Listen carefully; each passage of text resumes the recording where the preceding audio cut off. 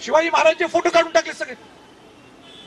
हे नाही बरोबर। म्हणजे आम्ही प्रामाणिक वागतो तर तुम्ही सुद्धा प्रामाणिक वागायचं। सारखा खाकी घातला, आम्ही रिस्पेक्ट करतो या खाकीला। मी पहिला माणूस खाकीला रिस्पेक्ट करतो।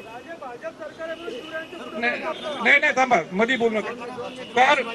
तर आता माझी तुम्हाला तुमची काय भूमिका आहे ती सांगा। आपण बोलूया तोपर्यंत, ऐका ना, तोपर्यंत मी गाडीत बसतो, दोघं तिघं आमचे आहेत ते तुमच्याशी बोलतील आणि सगळ्यांनी ऐकायचं, काय ठरत ते व्यवस्थित करू आणि सावलीत थांबायला, आणि सावलीत थांबा सगळे किंवा गाडीत बसा तोपर्यंत, सावलीत थांबा। हात लावा।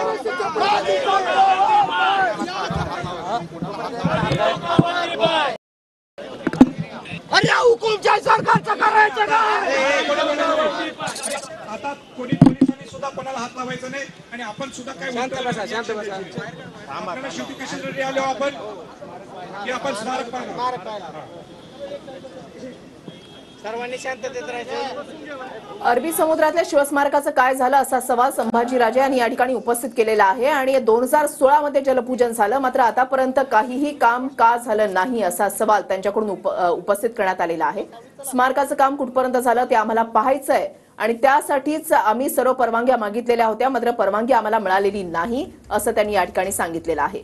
कार्यकर्ते जे आहेत, पदाधिकारी आहेत, मोठ्या संख्येने या ठिकाणी उपस्थित आहेत। काहीसे आक्रमक झाल्याचं सुद्धा पाहायला मिळालेलं आहे। आम्हाला कायदा हातात घ्यायचा नाही असं संभाजीराजेंनी म्हटलेलं आहे।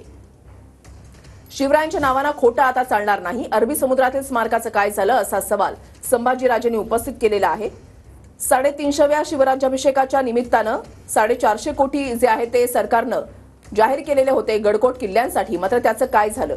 आंदोलनासाठी आपण या ठिकाणी आलेलो नाही, आम्हाला का परवानगी मिळत नाहीये, स्मारक अद्याप का झालं नाही असा सवाल या ठिकाणी संभाजीराजेंनी उपस्थित केला आहे। शिवरायांच्या नावानं आता खोटं चालणार नाही, खूप झालं राजकारण, अशी आक्रमक भूमिका जी आहे ती संभाजीराजेंनी घेतलेली आहे।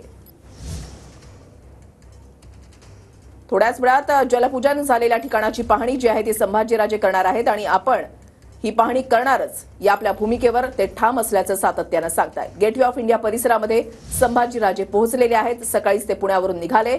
मोठा ताफा, मोठे कार्यकर्ते आणि पदाधिकाऱ्यांच्या ताफ्यासह ते या ठिकाणी पोहोचलेले आहेत। तर शिवरायांच्या नावानं यापुढे राज्यामध्ये खोटं चालणार नाही असा इशाराच संभाजीराजे छत्रपती यांनी सरकारला दिला। इतकंच नाही तर अरबी समुद्रातील स्मारक तुम्हाला उभं करता येत नसेल तर गड किल्ल्यांसाठी तुम्ही काय दिलं असा खोचक सवाल देखील संभाजीराजे यांनी राज्य सरकारला विचारला।